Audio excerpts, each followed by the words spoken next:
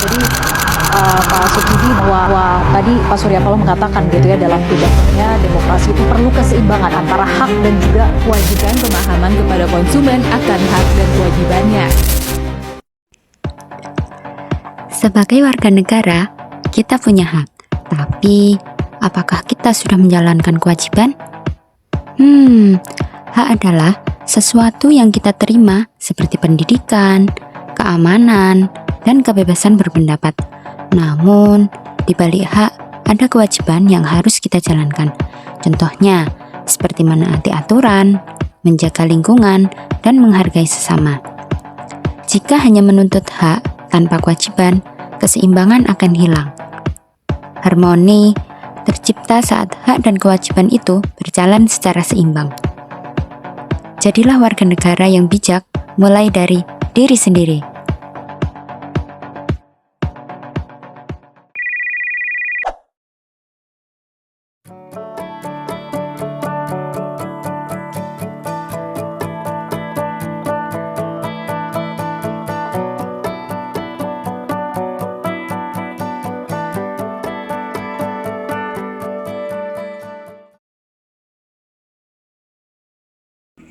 Assalamualaikum warahmatullahi wabarakatuh.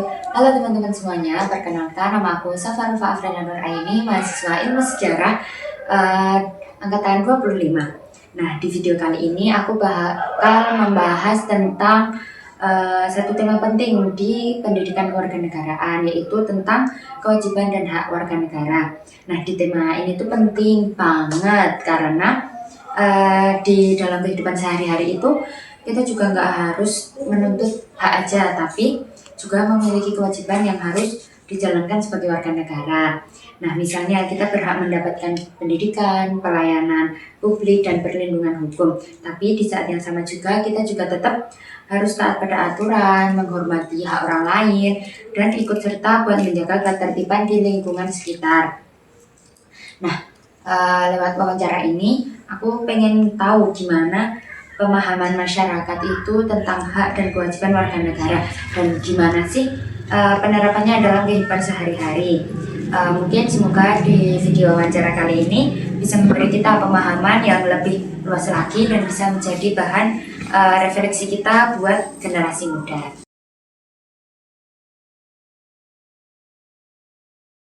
Nah, menurut Mbak Nela sendiri, apa sih yang dimaksud dengan hak dan kewajiban warga negara?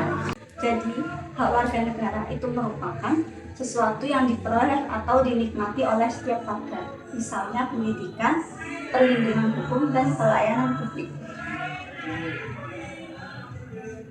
Nah, kalau kewajiban setiap warga itu sesuatu yang harus dilakukan oleh warga. Contohnya, membayar pajak dan mematuhi aturan. Oke, baik. Jadi bisa kita pahami ya kalau misal hak sama kewajiban itu emang saling harus berkaitan. Nah, hak itu merupakan sesuatu yang kita terima sebagai warga negara. Nah, sedangkan kewajiban adalah sesuatu yang harus kita laksanakan. Nah, menarik juga nih buat contoh yang udah diberikan tadi karena sebagai mahasiswa kita juga memang memiliki hak untuk mendapatkan pendidikan, tapi juga punya kewajiban buat belajar dan menaati peraturan yang berlaku.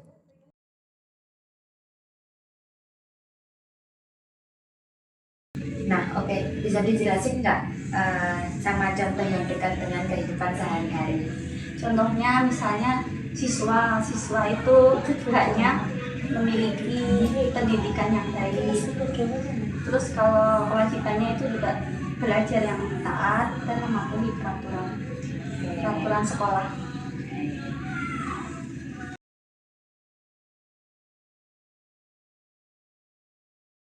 Oke, lanjut ke pertanyaan yang kedua ya. Nah, menurut Mbak Nihaya sendiri, kenapa sih hak dan kewajiban warga negara itu harus berjalan secara seimbang? Jadi hak dan kewajiban itu tidak bisa dipisahkan. Kalau hanya menjalankan kewajiban tanpa mendapatkan hak, maka itu tidak adil. Begitupun sebaliknya. Oke.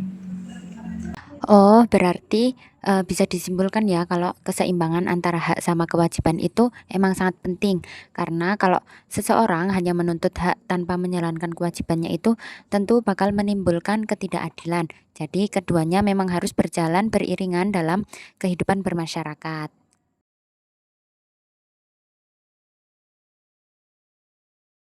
Oke, lanjut ya. Nah, menurut Mbak Nihaya, apa sih contoh hak warga negara yang paling sering dirasakan dalam kehidupan sehari-hari? Contoh hak yang dirasakan dalam kehidupan sehari-hari itu hak memperoleh pendidikan, fasilitas umum, perlindungan hukum, dan menyampaikan pendapat secara bebas dan bertanggung jawab. Oke, baik. Oke, kalau dipikir-pikir emang benar ya dalam kehidupan sehari-hari itu kita harus sering merasakan hak-hak tersebut tanpa terlalu menyadarinya. Misalnya kayak kita pas kuliah itu menggunakan fasilitas umum ataupun menyampaikan pendapat. Nah, hal-hal yang kelihatan sederhana itu ternyata merupakan bagian dari hak warga negara.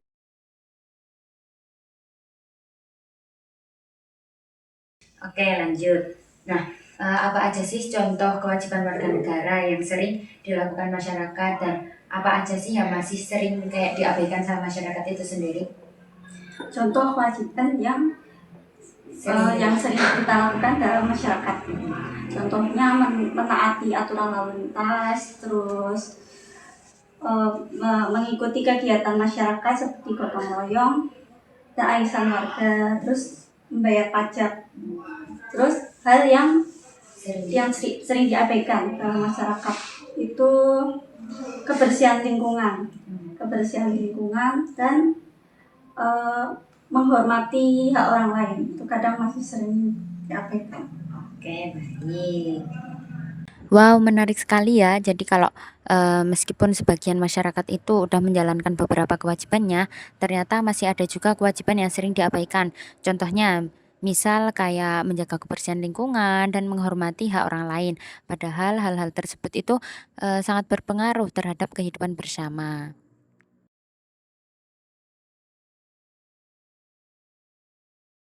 Oke, lanjut. Menurut Mbak Nihaya sendiri, apa sih akibatnya kalau misal ada seseorang yang cuma pengen menuntut haknya aja, tapi dia malah lupa buat menjalani kewajibannya? Jadi hal ini bisa menimbulkan ketidakadilan dan konflik sosial. Jadi orang lain bisa merasa uh, dirugikan karena ada pihak yang hanya menerima manfaat tanpa memberikan tanggung jawab. Oke, baik. Oke, berarti dampaknya itu nggak cuma dirasain oleh satu orang saja ya, tapi juga bisa mempengaruhi masyarakat itu secara luas. Karena ketika seseorang itu tidak menjalankan kewajibannya, maka keseimbangan dalam kehidupan sosialnya juga bisa terganggu gitu.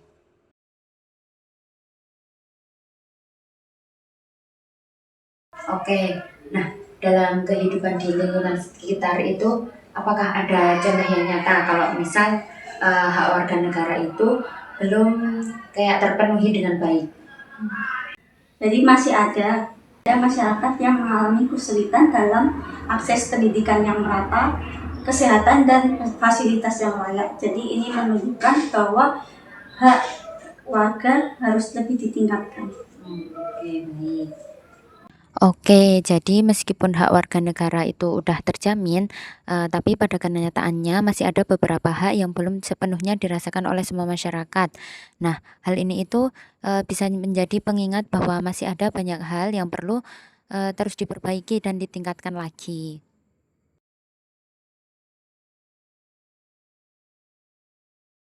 Oke, lanjut ya. Nah, gimana sih perannya pemerintah dalam menjamin hak warga negara tersebut kayak gitu? Pemerintah membuat peraturan dan menyediakan layanan publik bagi setiap warga dan memastikan bahwa setiap warga mendapatkan hak tanpa diskriminasi. Oke, oke, baik. Dari penjelasan tadi tuh kita bisa lihat kalau pemerintah itu memiliki tanggung jawab yang besar dalam menjamin hak-hak warga negaranya. Nah, nggak cuma membuat aturan aja, tapi juga memastikan kalau aturan tersebut itu benar-benar dirasakan manfaatnya oleh masyarakat luas.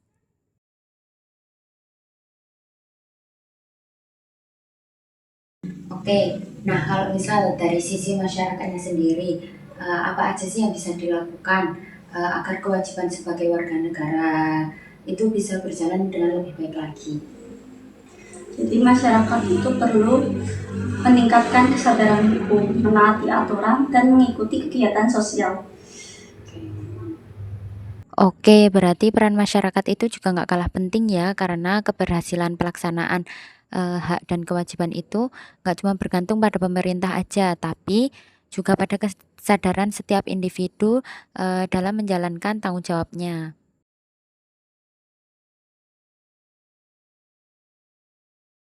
Oke, lanjut. Nah, gimana sih hubungan antara hak, terus kewajiban dan tanggung jawab itu sendiri? Jadi hak, tanggung jawab, dan kewajiban itu saling berkaitan. Hak itu diperoleh dengan baik apabila kewajiban dilaksanakan dengan tanggung jawab. Jadi ketiga unsur itu menjadi prinsip untuk kehidupan masyarakat yang tertib dan adil. Oke. Oke. Oke, kalau gitu berarti antara hak, terus kewajiban dan tanggung jawab itu merupakan satu kesatuan yang tidak bisa dipisahkan gitu ya. Nah, ketiganya itu saling mendukung agar kehidupan bermasyarakat dalam berjalan itu bisa lebih baik dan lebih tertib lagi.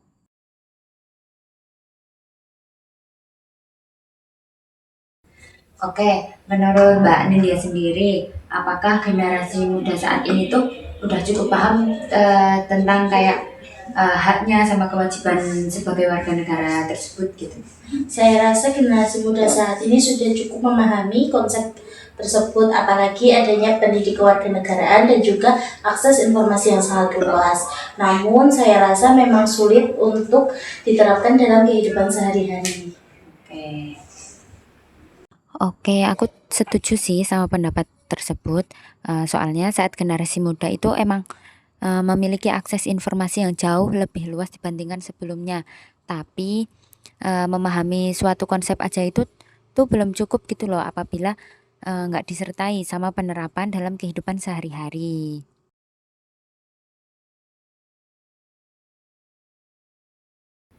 Oke, nah kan tadi disebutnya belum cukup paham tentang hak sama kewajiban sebagai warga negara. Nah, biasanya apa aja sih yang membuat kesadaran itu masih kayak kurang kayak gitu? Menurut saya faktor penyebabnya antara lain kurangnya pendidikan karakter, kurangnya kepedulian terhadap lingkungan sosial, faktor lingkungan, serta lebih mementingkan hak dibanding kewajiban. Oke. Oke, jadi salah satu tantangan yang masih dihadapi adalah gimana meningkatkan kesadaran dan kepedulian masyarakat, khususnya buat generasi muda, supaya nggak cuma fokus pada hak aja, tapi juga paham kewajiban yang dimilikinya gitu.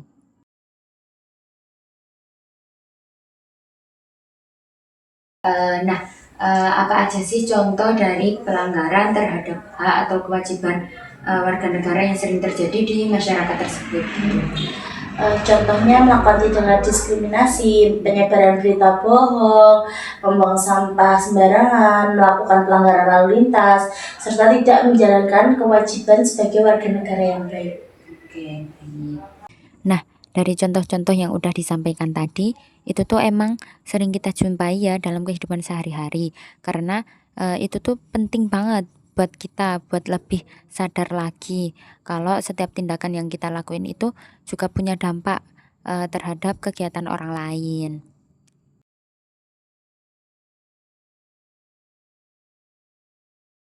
Oke, dan selanjutnya gimana sih caranya menyikapi kalau misal kita tuh merasa kayak kita tuh belum cukup terpenuhi gitu? Nah, kita dapat menyampaikan aspirasi serta keluhan kita melalui musyawarah, lembaga hukum terkait, dan mekanisme hukum yang berlaku, serta kita melakukannya dengan tanggung jawab dan juga sesuai aturan. Oke. Wow, menarik sekali ya. Jadi kalau hak kita belum terpenuhi itu, cara penyampaiannya harus dilakukan dengan bijak dan sesuai aturan juga. Nah, gitu juga buat aspirasi yang disampaikan itu dapat diterima dengan baik tanpa menimbulkan masalah baru.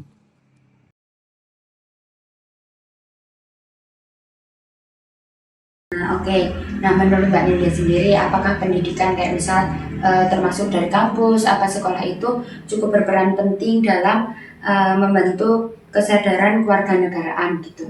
Menurut saya sendiri, pendidikan itu tidak hanya memberikan pengetahuan tentang hak dan kewajiban, tapi juga menanamkan nilai-nilai demokrasi, tanggung jawab, serta kepedulian berbangsa dan juga bernegara. Oke, baik. Oh, berarti pendidikan itu punya peran yang sangat penting ya, bukan cuma buat memberi ilmu pengetahuan aja, tapi juga bisa membentuk karakter dan kesadaran sebagai warga negara yang lebih baik lagi.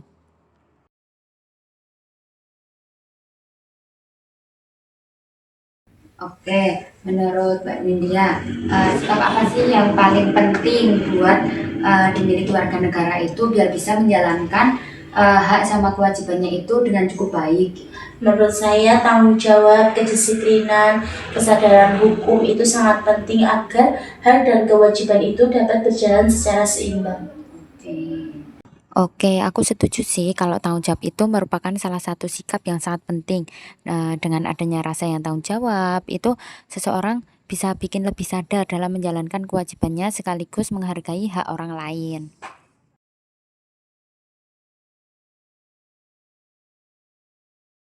Oke, nah kalau misal dikaitkan dengan kehidupan sehari-hari, contoh sederhana apa aja sih yang bisa dilakukan mahasiswa untuk menjadi warga negara yang lebih baik lagi gitu?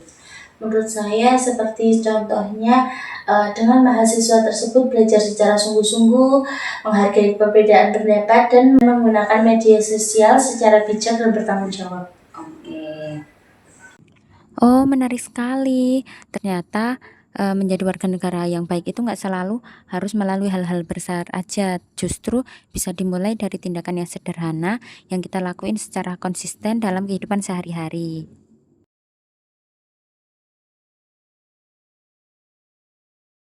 Mungkin ada pesan atau sesuatu yang ingin disampaikan oleh Mbak Nindya buat generasi muda ke depannya itu terkait pentingnya hak sama kewajiban sebagai warga negara gitu. Menurut saya, generasi muda jangan hanya memahami hak yang dimiliki, tapi juga sadar akan kewajiban yang harus dijalankan. Oke. Cara menyeimbangkan hak dan kewajiban itu sendiri adalah menjadi warga negara yang baik agar Indonesia menjadi lebih baik di masa depan. Oke, baik. Oke, baik. Terima kasih buat pesan yang udah disampaikan. Aku rasa pesan tersebut itu sangat relevan buat generasi muda saat ini, biar nggak cuma memahami tentang hak yang dimiliki aja, tapi juga menjalankan kewajibannya dengan penuh tanggung jawab.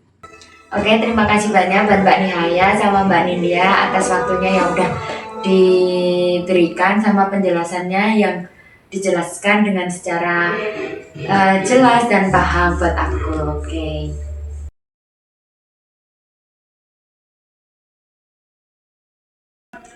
Oke, nah dari wawancara ini aku juga belajar kalau misal hak sama kewajiban itu harus saling berjalan seimbang karena kita juga nggak bisa kalau cuman nuntut hak aja tapi tanpa menjalankan kewajiban.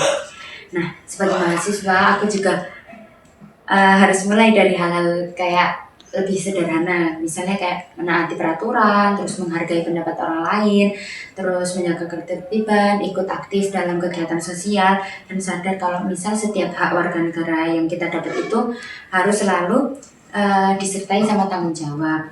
Nah, harapannya buat generasi muda ke depannya bisa menjadi warga negara yang lebih paham lagi sama haknya dan menjalankan kewajibannya dan ikut berperan buat membangun kehidupan masyarakat yang lebih baik lagi. Mungkin sekian video wawancara yang dapat aku sampaikan, kurang lebihnya mohon maaf. Wassalamualaikum warahmatullahi wabarakatuh.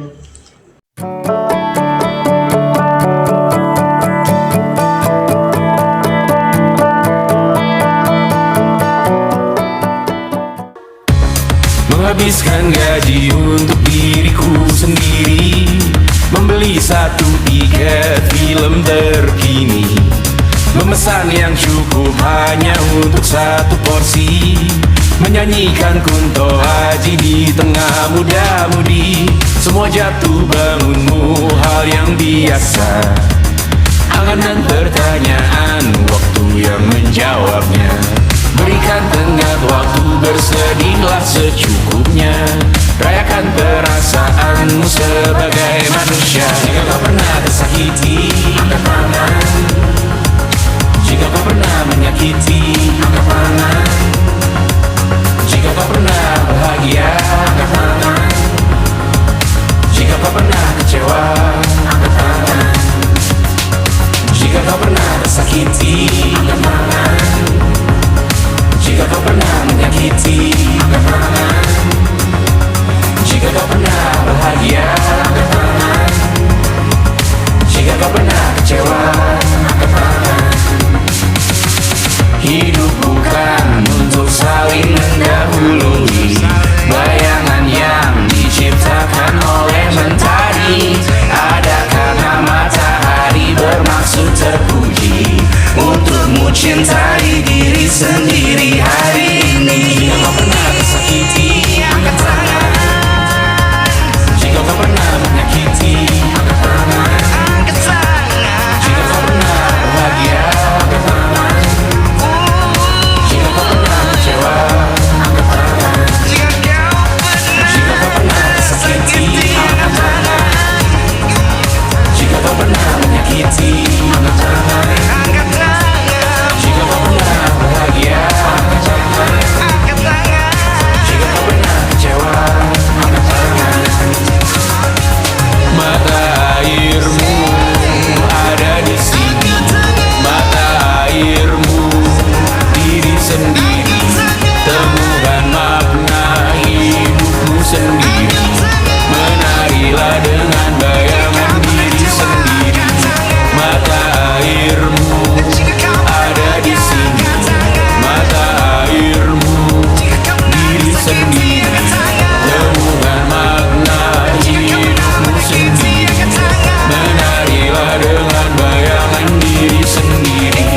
Mata airmu ada di sini.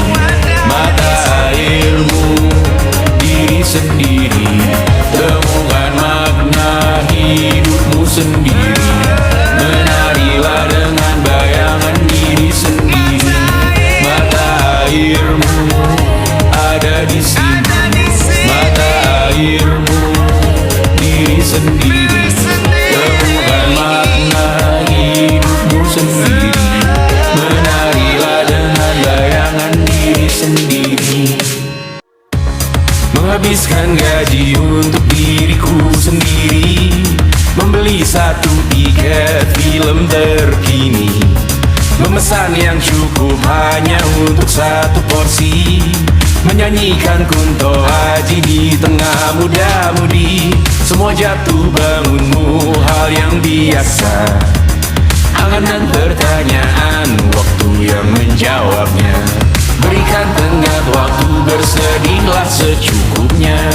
Rayakan perasaanmu sebagai manusia. Jika kau pernah tersakiti, angkat tangan.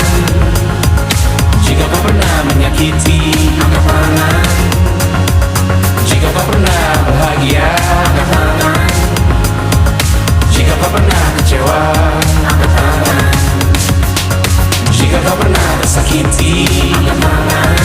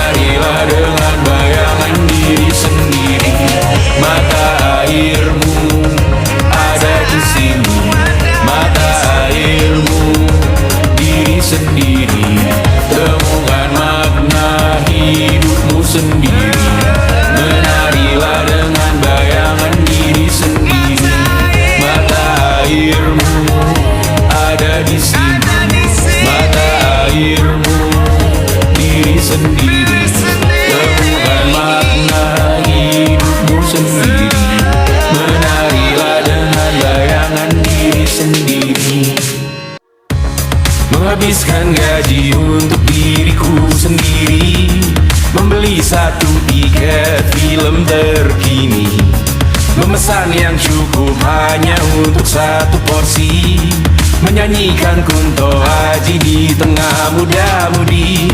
Semua jatuh bangunmu hal yang biasa, angan dan pertanyaan waktu yang menjawabnya.